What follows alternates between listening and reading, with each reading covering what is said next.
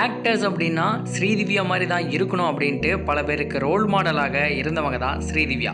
இவங்களுக்கு தற்போது சினிமா வாய்ப்புகள் அப்படின்றது குறைவாகத்தான் இருக்குது. காரணம் என்னடா அப்படின்னு வந்து பார்த்தீங்கன்னா, தமிழ் சினிமாவில் இது வரைக்கும் இவங்க நடித்த திரைப்படங்களில் அனைத்திலுமே ஹாட்டாகவும் கிளாமராகவும் நடித்ததே கிடையாது.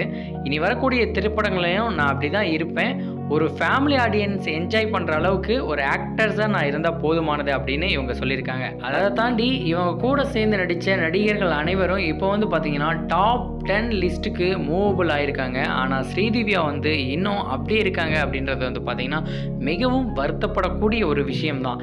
என்னவாக இருந்தாலும் ஒரு ஹீரோ முன்னேறி போகிறாங்க, ஆனால் ஒரு ஹீரோயினுக்கு பின்னறிவு அப்படின்றது ரொம்ப கஷ்டமான விஷயம் தானே. கடைசியாக வெளியான ரைடு திரைப்படத்தின் மூலம் ரீஎன்ட்ரி கொடுத்துருந்தாங்க. அது பெரிதளவில் பேசப்படலை. வருத்தப்படாத வாலிபர் சங்கம் மாதிரி திரும்ப இவங்களுக்கு ஒரு வாய்ப்பு கிடைச்சா அந்த வாய்ப்பை மிகச்சிறப்பாக பயன்படுத்துவாங்கன்னு நான் நம்புகிறேன். நீங்கள் என்ன நினைக்கிறீங்கன்றதை கமெண்ட்டில் சொல்லுங்கள்.